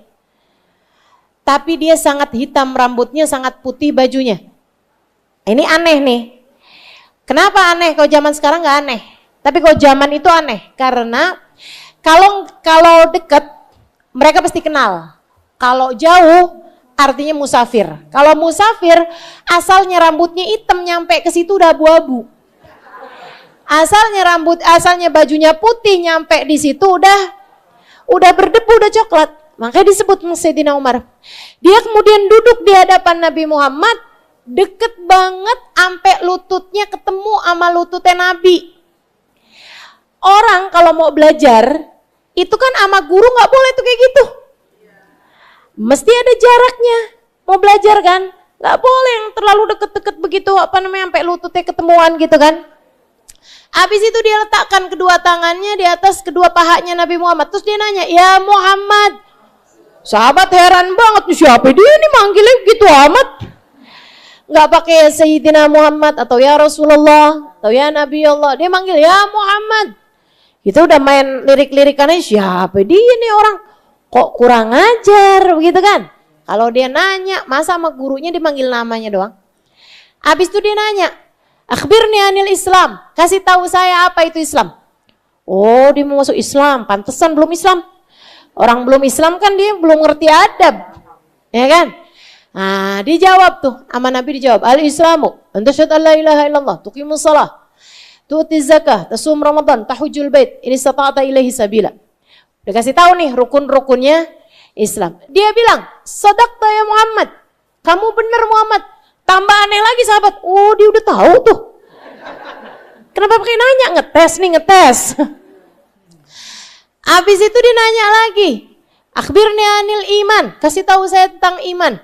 Nabi Muhammad bilang, tu'minu billah, malaikatu wa kutubihi wa rusulihi bil yaumil akhir wa bil qadari khairihi wa syarrihi minallahi ta'ala. Dia bilang sadaqta. Akhbirni anil ihsan. Kasih tahu saya apa itu ihsan. Ama Nabi sebut lagi. Enta'budallah kannak tara fa illam takun tara fa innahu yarak. Kamu beribadah kepada Allah seolah-olah kamu melihat Allah. Kalau kamu belum bisa, maka musyahadah, setidaknya kamu tahu bahwa Allah selalu melihat kamu. Dia bilang sadaqta. Habis itu ada pertanyaan keempat. Dia bilang, akhbirni anis sa'ah. Kasih tahu saya kapan kiamat. Bu, Nabi ditanyain kapan kiamat, wahai Rasul. Nabi Muhammad, bu, nggak sok tahu, nggak kemudian dari perhitungan, nggak ada ceritanya, nggak kemudian berdasarkan dari ketebalannya atmosfer bumi atau apa gitu kan. Nggak ada, Nabi Muhammad nggak bilang ini, nggak bilang itu, ibu-ibu saudariku sekalian. Atau dari penglihatan saya ketika saya di Isra Mi'raj, gitu ya. Nggak ada kayak gitu, saudariku sekalian. Apa jawab Nabi Muhammad? Mal mas'ul anha bi'a'lam minas sa'il. Yang ditanya tidaklah lebih mengetahui daripada yang ditanya, yang bertanya tidaklah lebih tahu daripada salah. Maksudnya saya nih nggak lebih tahu daripada kamu yang nanya gitu. Mal mas'ul anha bi'a'lam minas sa'il. Yang ditanya tidak lebih tahu daripada yang bertanya. Idan akhbirni an asyratiha. Dia bilang kalau gitu kasih tahu saya tentang tanda-tandanya. Nabi Muhammad kemudian ngasih tahu tanda-tandanya. Ada tanda-tanda dekat, ada tanda-tanda jauh. Nah kalau tanda-tanda jauh ini udah hampir semuanya terjadi. Seperti misalnya antalidal amatu rabbataha. Banyak orang tua takut sama anak. Jadi Jadi kayak orang tua melahirkan majikannya gitu kan. Takut ditinggalin, takut nggak dinafkahin, takut itu tuh. Nggak gitu sebenarnya. Orang tua harus punya wibawa terhadap anak-anaknya ya. Kamu jangan mempercepat terjadinya kiamat. Jangan begitu. Kemudian katanya Nabi Muhammad SAW, antaral ufatal urah yatatawaluna fil bunyan. Kamu lihat orang-orang yang asalnya bahkan nggak punya baju, nggak punya alas kaki, sekarang pada naik-naikin bangunan. Nah, itu cerita tentang ada banyak orang-orang kaya mendadak di zaman-zaman akhir. Nah, ini kan banyak nih kan? Zaman sekarang orang-orang yang kaya-kaya mendadak. Teman-teman sekalian, Nabi Muhammad kasih tahu tentang tanda-tandanya. Habis itu dia pamitan, pulang. Jalan nih keluar. Para sahabat kayak mukanya pada penuh tanda tanya gitu. Terus Nabi Muhammad sendiri yang nanya. Araftum manis sa'il? Tahu kalian siapa dia itu yang barusan nanya-nanya? Para sahabat menjawab, Allah wa rasuluhu a'lam. Allah dan Rasulnya yang tahu, kami nggak tahu. Nah itu juga para sahabat nggak kemudian main-main tebak-tebakan. Palingan ini ya Rasul. Nabi Khidir kali ya Rasul. Misalnya gitu ya. Nggak gitu. Mereka Allah wa rasuluhu a'lam. Nabi Muhammad kemudian mengatakan, Atakum Jibril yu'allimukum dinakum. Yang datang kepada kalian baru saja itu adalah malaikat Jibril untuk mengajarkan kepada kalian tentang dasar-dasar agama kalian. Keren. Gurunya malaikat Jibril, keren. Para sahabat tuh Bu, para sahabat. Makanya katanya Habib Umar bin Hafid, kamu jangan sampai dalam hatimu tuh ada sedikit aja rasa kurang hormat sama para sahabat. Kamu kalau dengar ada orang jelek-jelekin sahabat Nabi Muhammad SAW, kamu jangan ikutan. Kamu jangan ikutan. Bahkan kalau kamu hadir di satu majelis, kemudian orangnya mau gelarnya apapun, menceritakan hal buruk tentang salah satu dari sahabat Nabi kita Muhammad SAW, saran saya buruan keluar dari majelisnya. Buruan keluar dari majelisnya. Jangan mau hadir di tempat-tempat yang kayak begituan. Kenapa gitu? Pesan guru saya Sayyidil Habib Umar bin Hafid. Ya, pesan guru saya Sayyidil Habib Umar bin Hafid. Sahabat tuh mulia. Bukan kamu, bukan saya yang dipilih sama Allah buat jadi sahabatnya Nabi Muhammad. Kata Habib Umar, bukan saya, bukan orang tua saya.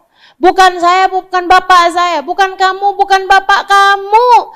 Yang Allah pilih buat menemani manusia paling agung. Yang bahkan malaikat Jibril turun langsung untuk mengajarkan agama Islam. Enggak ke kita Bu, malaikat Jibril enggak turun ke saya. Enggak turun ke kamu. Jangan percaya kalau ada yang bilang bahwa dia titisan malaikat Jibril. Kalau dia didatengin malaikat Jibril, jangan percaya ibu-ibu sekalian. Jangan percaya. Nggak ada ceritanya malaikat datang secara langsung kepada kita gitu. Secara langsung datang kepada kita ngajakin ngobrol kita tuh enggak. Nggak ada ceritanya. Bukan kita yang diajarkan malaikat Jibril. Bukan kita. Tapi para sahabat-sahabatnya Nabi kita Muhammad SAW. Andai bukan karena kesolehan mereka, Allah nggak akan pilih jadi sahabatnya manusia yang terbaik kok. Kamu nih punya anak paling kamu sayang, kamu biarin nggak anak kamu temenan sama orang yang nggak baik? Nggak ada. Kamu bakalan milih anak kamu nih temenannya sama siapa? Apalagi kalau anak tersebut adalah anak yang paling kamu sayang, paling pinter, paling nurut, paling hebat. Yang andai tidak karena dia tuh kamu gak akan beli ini, kamu gak akan beli itu. Kamu pasti bakalan jagain temen-temennya, pasti orang-orang yang sangat-sangat soleh, sangat terpilih. Kamu liatin, kamu cari tahu. Demikian pula dengan di atas muka bumi ini gak ada manusia lebih Allah cintai daripada Sayyiduna Muhammad. Allah pilihin teman-temannya. Sayyidina Abu Bakar, Sayyidina Umar, Sayyidina Uthman, Sayyidina Ali.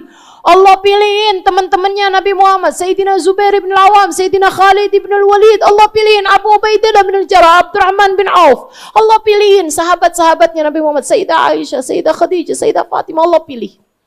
Allah pilih. Mereka semua adalah orang-orang mulia. Mudah-mudahan kita tidak terhalang dari kemuliaan mereka semuanya. Amin ya rabbal alamin. Jadi teman-teman saudaraku sekalian, pertanyaan tentang kiamat kapan sih sebenarnya? Itu udah dari zaman dulu. Dan yang bertanya kebanyakannya adalah justru bukan orang-orang yang punya kesiapan. Bukan Nih ya, orang-orang soleh yang hidupnya pengen nyari ridhonya Allah Subhanahu wa taala, enggak sibuk-sibuk nyari tahu kiamat kapan. Teman-teman sekalian, yang kebanyakan nanya-nanyain tentang kiamat kapan, orang-orang yang enggak segitunya sibuk untuk berbekal menuju Allah. Kenapa gitu? Karena orang-orang soleh faham man mata qamat kiamat. Tuh, siapa yang datang ajalnya berarti sudah berdiri kiamat baginya. Kamu kalau udah datang ajal kamu berarti udah datang kiamatmu. Kan begitu? Sebab kalau kiamat kan kamu gak bisa ngapa-ngapain. Nah kalau mati kan juga sama, kamu gak bisa ngapa-ngapain. Ustazah, berarti arwah gentayangan tuh gak ada ya Ustazah? Gak ada? Ada aja. Ustazah, katanya si manis jembatan. Itu katanya Ustazah ya, dulunya tuh ada anak Ustazah perempuan cakep. Terus dia ini dizolimin orang, terus akhirnya dia suka nakut-nakutin orang yang lewat di situ tuh Ustazah. Itu beneran gak Ustazah? Nggak ada. Kenapa gitu? Karena orang kalau meninggal dunia Bu, pasti dia akan dimasukkan dalam alam barzah. Alam barzah itu ada dua, ibu-ibu sekalian. Ada iliyin, tempat kenikmatan. Ada sijin, tempat azab kubur. Orang kalau diazab Bu, boro-boro mau gangguin orang. Ya ampun, boro-boro mau gangguin orang. Ya Allah, nyari selamat nggak keburu buat gangguin orang. Weh, gitu. Aduh. Ada aja dah.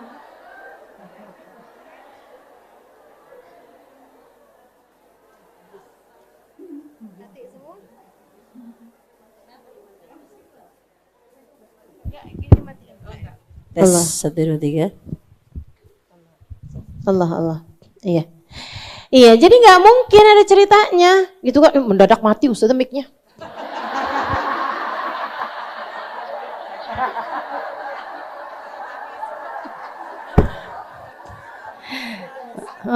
Si manis sih datang kalau Ustaz kagak ada. Ampun. Kalau lagi disiksa, nggak bakalan gabut mau gangguin orang, ya. Kalau mendapatkan kenikmatan, lah ngapain dia mau gangguin orang? Iya kan, orang udah mendapatkan kenikmatan di dalam alam sana, udah nggak akan. Ibu-ibu sekalian nggak akan, jadi nggak usah percaya sama hal-hal yang begituan. Terus Ustazah, kalau ada penampakan itu ada jin. Itu tetap serem juga Ustazah. Kan sering saya kasih tahu sama kamu. Bu, orang kalau sakit, kita nih manusia nih kalau sakit, kadang-kadang kan rasa makanan asalnya manis jadi gak manis. Iya kan? Karena kita lemah jadi gak bisa ngerasain makanan-makanan.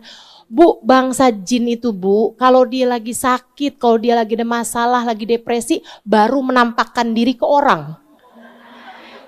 Jadi kamu kalau lagi ditampakkan, gak usah takut. Daripada kamu kabur, mendingan kamu tanya, ente lagi ada masalah apa?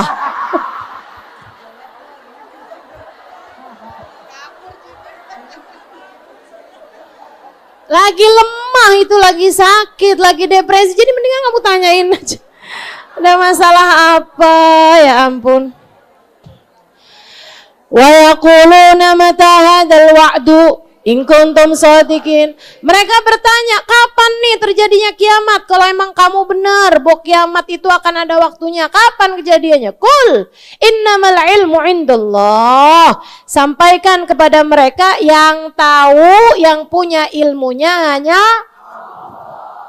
ilmunya ada di sisi Allah. Wa innama ana nadhirum mubin. Saya ini diutus bukan buat ngasih tahu kiamat kapan, ini itu apa, kapan kejadiannya, enggak gitu. Akan tapi saya ini diminta Allah untuk menjadi nadhirun, pemberi peringatan. Mubin yang sangat jelas, memberi penjelasan-penjelasan tentang cara menjadi orang yang selamat. Nabi itu ada untuk ngasih tahu jalan buat kita, jalan hidup kita teman-teman. Jalan hidup kita. Jadi kamu daripada sibuk-sibuk mengartikan kalau ada burung ini, tandanya ini. Kalau kedengeran suara ini, berarti lagi ada ini, gitu kan? Nah, daripada kamu sibuk-sibuk kayak begituan, mendingan benerin sholat kamu, benerin wudhu kamu, pelajari Qur'anmu, perbanyak zikirmu. Itu sesuatu yang udah jelas, udah pasti. Udah pasti. Daripada kamu pelajari caranya biar jadi kebal. Gitu kan ya. Caranya biar badan kita kebal. Yang perlu kamu pelajari adalah imanmu biar kebal terhadap segala godaan-godaan. Kedekatanmu kepada Allah Subhanahu wa taala. Jalla jalaluhu wa ta'ala azamatuh. Enggak usah yang hal-hal yang aneh-aneh deh yang kamu pelajarin, Bu. Udah belajar Islam, belajar Quran, belajar tata cara mendekatkan diri kita kepada Allah, belajar caranya deket sama Nabi Muhammad. Alhamdulillah, gak kurang-kurang ulama yang ngasih tahu kepada kita jalan yang benar. Betul? Qul innamal ilmu indallah wa innama ana nadhirum mubin. Saya nih ada, kata Nabi Muhammad, cuma sebagai pemberi peringatan. Pemberi peringatan. Ini nih Bu nih, diajarin nih buat para pendakwah, para pengajar, buat santun, buat tawadhu. Nabi Muhammad aja enggak bilang saya adalah Nabi yang kalau kamu berbuat ini kepada saya maka laknat Allah atasmu. Gak pernah kayak gitu. Nabi Muhammad cuma bilang ana nadhirum mubin. Ditanyain tentang kiamat kapan, Allah gak ngasih tahu tahunnya. Kan Nabi bisa aja, ya Allah saya ini ditanyain tentang kapan kiamat, engkau gak ngasih tahu waktunya gitu ya Allah, biar saya keren gitu di hadapan orang-orang yang nanya. Saya kan jadi enak kan ngasih tahu waktunya, kalau matahari begini begitu, perhitungan ini itu segala macam. Kan enak saya ngasih taunya ya Allah. Ini saya hanya bilang kul innamal ilmu indallah. Saya nggak tahu, yang tahu Allah, ilmunya ada di sisi Allah. Lah terus kamu ngapain Muhammad? Kok ditanya kamu nggak tahu? Innama ana nadhirum mubin. Saya hanyalah seorang nadhir, seorang pemberi peringatan. Saya hanya mau memperingatkan kalian dengan nanti akan datang hari kiamat, nanti akan ada pertanggungjawaban amal, nanti akan ada hari hisab, nanti akan. Saya hanya begitu kata Nabi Muhammad SAW. Tidak pernah menghakimi siapapun, bukan sebagai hakim, bukan sebagai pemutus kepastian, gak ada ceritanya. Segitunya Nabi Muhammad. Segitunya Nabi Muhammad. Maka bagaimana mungkin yang aku ngikutin jalannya Nabi Muhammad, kemudian dia menghakimi orang lain. Si ini neraka, si ini sesat, si ini. Kamu kalau gak ngaji sama saya, kamu bakalan, gak ada ceritanya. Gak ada ceritanya. Guru-guru saya gak ada yang pernah nakut-nakutin orang. Kamu kalau punya guru kerjaannya nakut-nakutin kamu mulu, ganti aja dah. Beneran dah, ganti aja udah. Gak apa-apa. Kita kalau ganti guru emang boleh Ustaz? Boleh. Yang gak boleh itu ganti orang tua. Mama saya gak asik, ganti Bapak saya ketat banget nih, ganti tuh gak bisa ganti Bu. Orang tua kita gak bisa ganti ya kan. Tapi kalau guru gitu, apalagi kalau kita tahu gitu kan, jadi takut-takutan mulu nih setiap ketemu sama guru. Kenapa ente gak begini? Kenapa kamu gak ngasih saya ini? Kenapa kamu? oh, kurang hormat kepada saya. Kalau jalan itu kamu harus nunduk. Aduh, Nabi Muhammad ya nggak gitu loh. Nabi Muhammad aja nggak gitu sama umatnya. Nabi Muhammad diajarin sama Allah Subhanahu Wa Taala.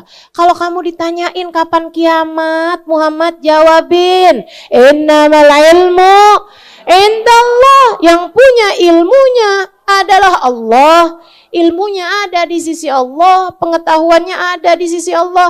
Saya tahu kalau saya dikasih tahu, kalau saya nggak dikasih tahu ya saya nggak tahu. Gitu. Lah terus ngapain? Kamunya sendiri buat apa Muhammad? Innama ana nadhirun mubin. Saya mah cuman orang yang disuruh ngasih peringatan.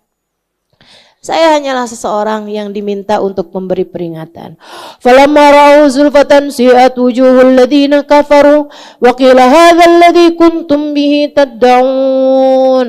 Ketika kiamatnya udah benar-benar datang, ya, di umat zaman akhir atau ketika kiamatnya benar-benar datang, orang-orang yang dulu ingkar terhadap kedatangan hari kiamat, mereka dibangkitkan kembali dari dalam kuburnya, si'at wujuhul ladzina kafaru, menjadi pucatlah, menjadi jeleklah, menjadi buruklah, menjadi ketakutanlah, muram, sedih, jelek.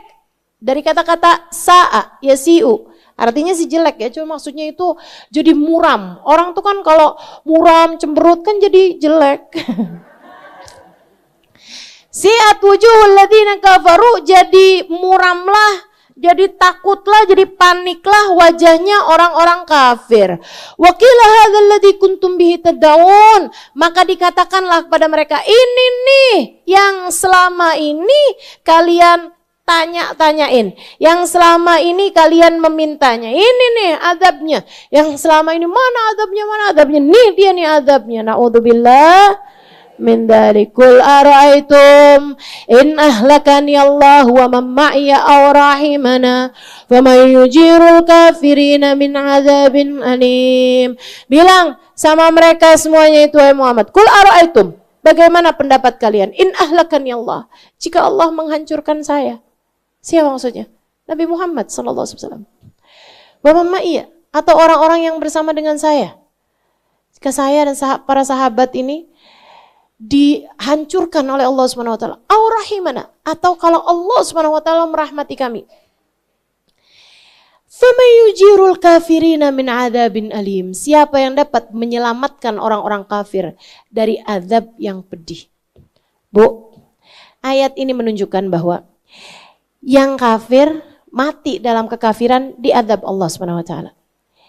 Yang orang-orang yang dicinta sama Allah, orang-orang yang taat di jalan Allah, Nabi dan yang mengikuti Nabi Muhammad, segitunya Nabi Muhammad bilang, Allah punya hak untuk menghancurkan kami.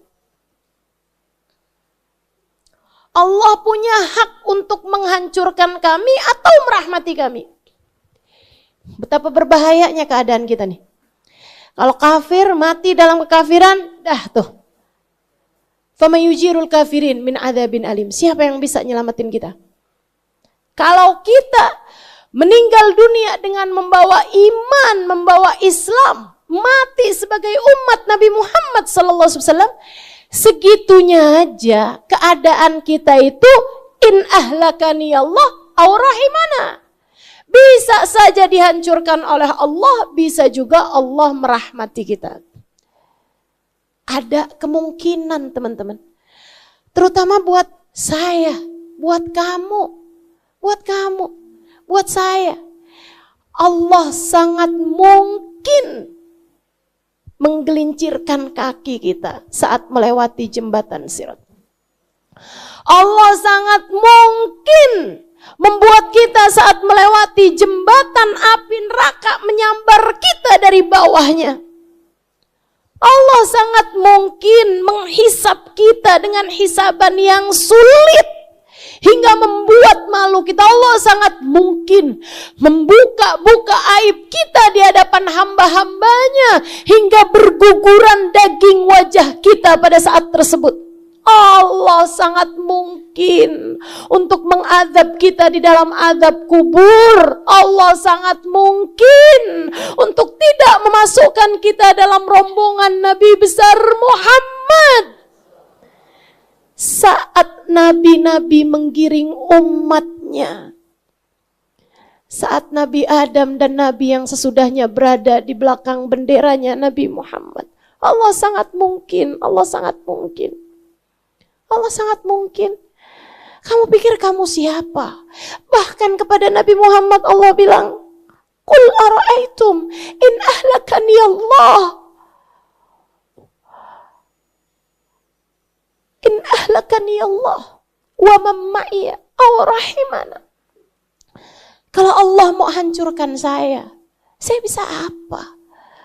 Kalau Allah mau hancurkan orang-orang yang bersama saya bisa apa? Bilang itu wahai Muhammad, buat ngasih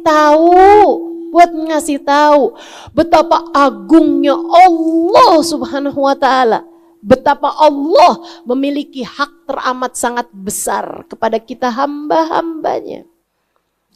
Allah bisa menyiksa siapapun dan tidak peduli. Enggak peduli kamu anaknya siapa, enggak peduli kamu punya anak siapa, gak peduli kamu istrinya siapa. Allah kalau mau nyiksa kita, mau hancurin kita, Allah gak peduli kamu muridnya siapa. Mau saya muridnya Sayyidil Habib Umar bin Hafid, Allah gak peduli teman-teman saudara sekalian. Kalau Allah mau menyiksa kita, Allah gak peduli bahkan terhadap amal ibadahmu. Apa yang bisa kamu andalkan? Allah gak peduli pada ilmumu.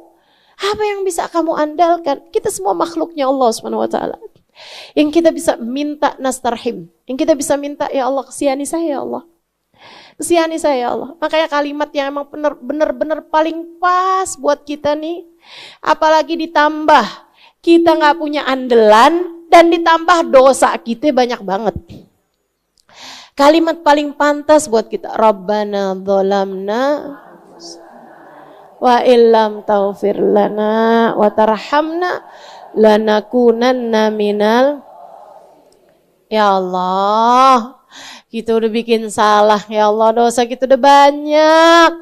Ya Allah, kalau Engkau gak kasihani saya, kalau Engkau gak ampuni saya, hancur saya ya Allah, hancur saya. Hancur kami ya Allah. Jika Engkau tidak merahmati kami, jika Engkau tidak menyayangi kami, jika Engkau tidak mengampuni kami, hancurlah kami. Hancurlah kami. Qul huwa rahmanu amanna bihi wa alaihi tawakkalna. Ustazah, bentar nih Ustazah. Sebelum Ustazah lanjut ke ayat berikutnya nih. Jadi Nabi Muhammad tuh gak ada jaminan Ustazah? Ada. Allah lagi ngajarin tawadhu di ayat ini. Tapi sebenarnya buat Nabi Muhammad ada jaminannya. A'udzubillahi minasyaitonirrajim. Bismillahirrahmanirrahim. Yauma la yukhzillahu an-nabi walladzina amanu ma'ahu nuruhum yas'a baina aydihim wa biaymanihim. Yaquluna rabbana atmim lana nurana waghfir lana. Di surat apa itu ya? Tar. Ini Bu nih. Ayatnya hafal, cuman angkanya saya susah banget. Saya susah nih. Ayo ada yang tahu gak? Ustazah jangan nanya dah sama kita Ustazah. At-Tahrim ayat 8. Surat At-Tahrim ayat 8. Teman-teman saya sekalian, a'udzubillahi minasyaitonirrajim. Yauma la yukhzillahu an-nabi walladzina amanu ma'ahu nuruhum yas'a baina aydihim wa biaymanihim. Nah, tuh. Kata Allah Subhanahu wa taala, yauma la yukhzillahu an-nabi. Di hari akhirat nanti Allah tidak akan pernah mengecewakan Nabi besar Muhammad. Allah nggak akan bikin susah Nabi Muhammad. Walladzina amanu ma'ahu, dan orang-orang beriman yang bersama dengan baginda kita Nabi besar Muhammad. Nuruhum yas'a baina aydihim wa biaimanihim. Ada cahaya terang di hadapan mereka, ada cahaya terang di samping kanan mereka. Yaqulun, mereka berkata, Rabbana atmim lana nurana waghfir lana. Ya Allah, sempurnakanlah cahaya di hadapan kami ini. Sempurnakanlah cahayanya untuk kami ya Allah, dan ampuni kami. Kan cahayanya baru di kanan sama di depan. Tanggung ya Allah. Samping kiri mana ini ya Allah? Belakang juga dong ya Allah. Atas sama bawah sekalian ya Allah. Yang lain lagi panik sama azab. Yang lain lagi malu sama dosa-dosa sampai berguguran daging wajah. Yang bersama dengan Nabi Muhammad, nuruhum yas'a baina aydihim wa biaimanihim. Ada cahaya di hadapan mereka, ada cahaya di samping kanan mereka, dan mereka masih meminta tambahan cahaya. Yang lagi cuman pengen selamat, yang ini minta tambahan cahaya, berbangga dengan banyaknya dan terangnya cahaya mereka. Siapa tuh? Yang bersama dengan Nabi Muhammad. Nabi Muhammad dan yang bersama dengan Nabi Muhammad. Kita cuman perlunya satu. Kita bukan perlu, pertanyaan kita cuma satu. Adakah kamu di antara yang akan bersama dengan Nabi Muhammad hari itu? PR kita tuh. Minta selamat sama Allah Subhanahu wa taala. Amin ya rabbal alamin. Mudah-mudahan Allah selamatkan kita. Rabbi ufir lana warhamna wa tub alaina. Ya, harus kita baca nih di sepanjang bulan Rajab ini. Masih ada sisa beberapa hari bulan Rajab, habis subuh sama habis maghrib. Ya. Kata Allah Subhanahu wa ta'ala, "Qul walladzi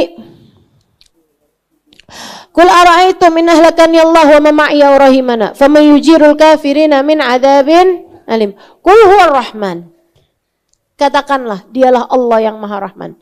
Aman nabih, kami beriman padanya. Wa alaihi tawakkalna, dan kepada Allah kami serahkan segala urusan kami. Fasata'lamuna man huwa fi dhalalim mubin. Kalian semuanya akan tahu siapa yang berada dalam kesesatan yang nyata. Qul ara'aitum in asbaha ma'ukum ghaura faman ya'tikum bima'in ma'in. Sampaikanlah kepada umatmu, kepada semua manusia, wahai Muhammad. In asbaha ma'ukum ghaura, jika air kalian menjadi ghaur, menjadi ghaur. Apa tuh ghaur? Ghaur itu susah didapat, kering, sungainya kering. Sungainya kering, mata airnya kering, gak turun hujan, kemarau. Faman ya'tikum bima'in ma'in. Menurut kalian siapa yang bisa mendatangkan air yang ma'in, yang mengalir, air yang jernih? Menurut kalian siapa yang bisa mendatangkan air yang jernih? Makanya bisa saya baca ini, kita bilang Allahu Rabbuna wa Rabbul. Yang bisa mendatangkan air adalah Allah, Tuhan kami dan Tuhan alam semesta. Makanya kita kalau habis minum nih ya, saya ajarin minum ya. Aus, kamu pikir nggak aus apa?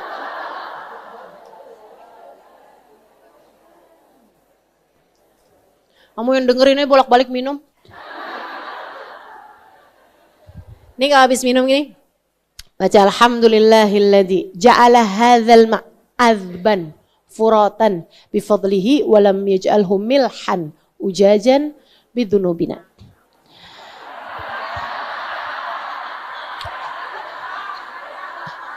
Artinya, ya Allah, terima kasih yang telah menjadikan air ini azban, tawar, azban furatan, gampang didapatnya. Air ini tawar dan gampang didapat. Ya kan? Antara mau beli air sama beli emas, susahan mana? Iya kan? Air nih teman-teman sekalian kita paling perlu, tapi paling gampang didapat. Ya Allah, terima kasih ya Allah yang telah menjadikan air ini tawar. Enggak asin, tawar.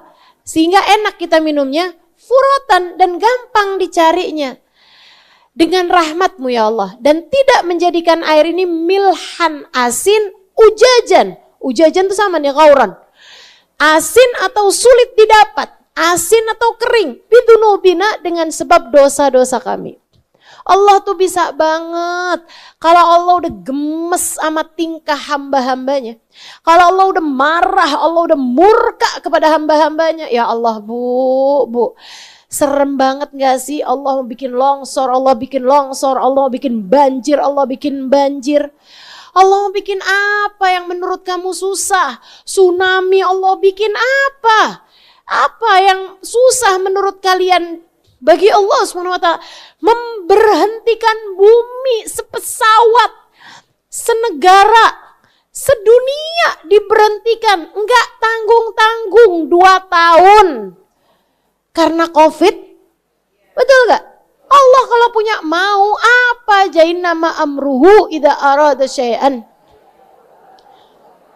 Apalagi cuman sekedar bikin air kering. Apalagi cuman sekedar bikin air jadi susah didapat. Karena sebab dosa-dosa kita. Makanya habis minum baca doa itu. Nah kalau kamu minumnya itu diawali dengan bismillah. 3 nafas. Ya. Tidak 3 kali pemberhentian airnya. Dan tidak bernafas dalam air. 3 kali. Paham gak sih maksud saya? Ini udah sore-sore gini nih. Ngomong kelibet-libet nih dah. Minum, gelak-gelak. Ya, sebelum minum, bismillahirrahmanirrahim, gelak, berhenti. Bismillahirrahmanirrahim, gelak, berhenti. Bismillahirrahmanirrahim, gelak, berhenti. Habis itu baca alhamdulillahilladzi ja'ala hadzal ma'adzban furatan bifadlih wa lam yaj'alhu milhan ujajan bidunubina. Nabi Muhammad cerita, selama kamu minum tadi itu dosa berguguran dari dirimu.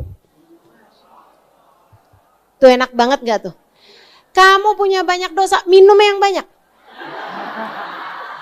Dengan caranya Nabi Muhammad SAW. Dosa berguguran selama kamu minum. Teman-teman saya sekalian. Bahkan dalam satu riwayat inian ya tentang fadilah-fadilah. Itu diceritakan bahwa selama air tersebut dalam perutmu. Allah gak akan takdirkan kamu berbuat maksiat. Enak banget tuh. Gampang banget caranya bikin dosa kita gugur. Dan bikin kita terhindar dari maksiat. Begitu kamu pengen maksiat minum aja. Bismillahirrahmanirrahim. Bismillahirrahmanirrahim. Bismillahirrahmanirrahim. Alhamdulillah alladzi ja'ala hadzal ma'adban bufratan bifadlih wa lam yaj'alhu milhan ujajan bidzunubina. Kayak begitu ya. Asal minumnya jangan diri, apalagi jalan, apalagi pegang minumannya pakai tangan. Kerjain adab-adabnya, duduk, pegang tangan kanan. Gitu kan ya? Nah, kemudian minum dengan benar sesuai dengan ajarannya Nabi kita Muhammad SAW. Semua bawa khair, semua bawa kebaikan. Alhamdulillah. Ya Allah Bu, saya waktu diajarin itu sama guru saya kayak ngerasa, ya Allah senangnya jadi orang Islam. Senangnya jadi umat Nabi Muhammad, ya Allah senangnya minum doang ngapusin dosa, minum doang bikin terhindar dari dosa, ya Allah senangnya jadi umat Nabi Muhammad. Terus saya mikir gitu, ya Allah senangnya punya guru, alhamdulillah ada yang ngasih tahu, alhamdulillah. Saya lagi ngasih tahu.